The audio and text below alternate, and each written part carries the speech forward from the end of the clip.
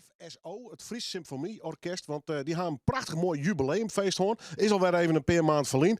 Maar we hebben contact houden, want het is een geweldig orkest met ontzettende muziekliefhebbers, zal ik het zo maar even zeggen. En een van die muziekliefhebbers die regelt volgens mij alles om dat orkest heen en die zit nog bij mij op de bank. Mechtelt van der Loo, mooi dat je er bent, welkom. Dankjewel.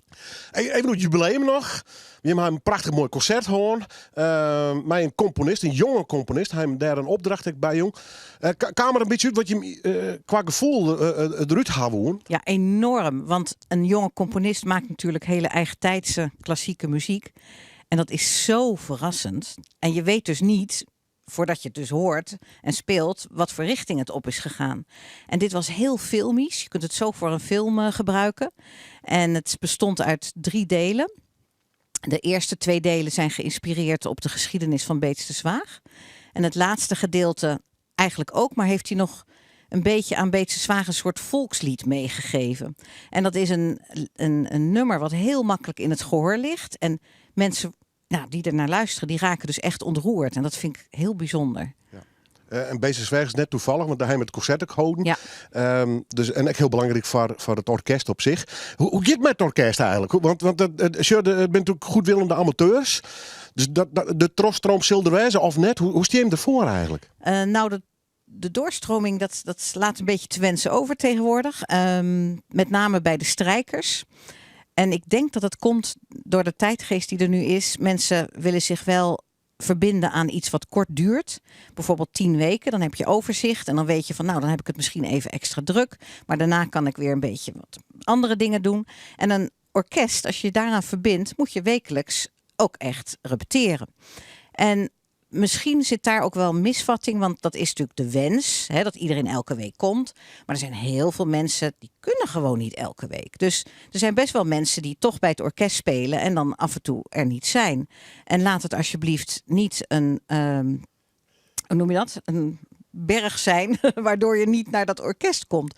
Want we missen echt een boel strijkers, met name bij de violisten. Eerste en tweede violisten en altviolisten. En ze zijn er wel. Ja, misschien via dit programma. Dan ben je er maar even een oproep te doen. Even op het orkest zelf. Is het in de breedte wat je eigenlijk alles wil spelen? Of had het orkest, ik neem maar even een soort favoriete soort van klassiek dat je hem vaak spelen? Nou, het is een symfonieorkest. Dus 1 keer per jaar doen we in ieder geval een symfonie. En dan hebben we nog 3 andere concerten. En die verdelen we een beetje over bijvoorbeeld muziek die ook voor kinderen geschikt is. Om zo ook de jeugd binnen te halen. Of muziek die behalve klassiek ook pop-elementen in zich heeft. We hebben een dirigent die heel goed arrangeert. Dus die kan... we hebben bijvoorbeeld vorige week een concert gehouden met een mannenkoor.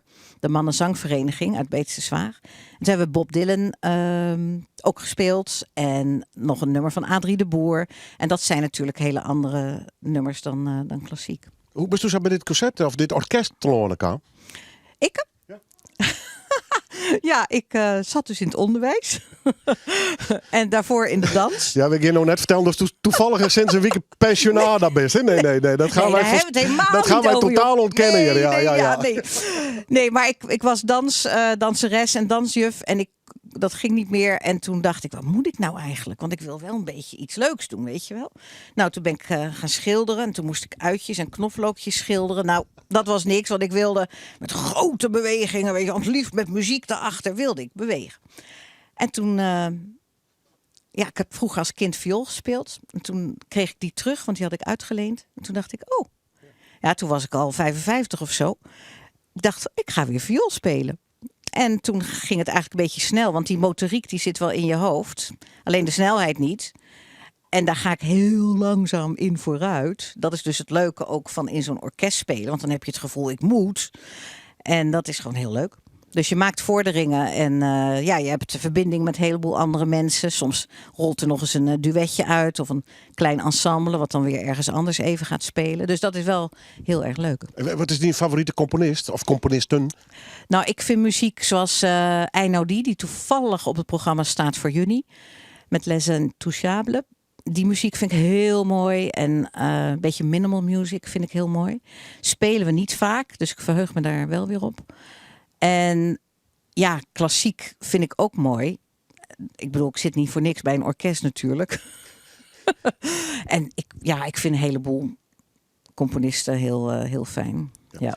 Ook die zei ja, oké, we oefenen hier in de week, maar ze keer net best, maar ze daar net een al te grote ramp voor. Nee. Je spelen lekker breed, dus van symfonieën tot orendingen, er komen wel oren initiatieven uit. Ja. Dat klinkt als een warm badhaast. Ja, maar dat is het ook. Voor mij is het een leuke club meisje. Ja, ik ben echt heel blij dat ik hier aan mee mag doen. Dat geeft echt heel veel voldoening. Ja. Goed, maar de strikkers komen. Yes! Eerste en tweede. Ja, en ik heb zo'n fantastische folder. Die had ik ook in jouw boekje gedaan. En die leggen we overal neer. Dus daar leggen we straks hier ook... Ja, nou, we laten hem even zien. Jou maar even een oor zien. Dan hoor ik hem even zag. Misschien dat de camera er ook een op inzoomen kan. Een strikkerzacht, heel simpel. Voor het, ik kwart het altijd wel even zo, maar dat is het Fries Symfonieorkest.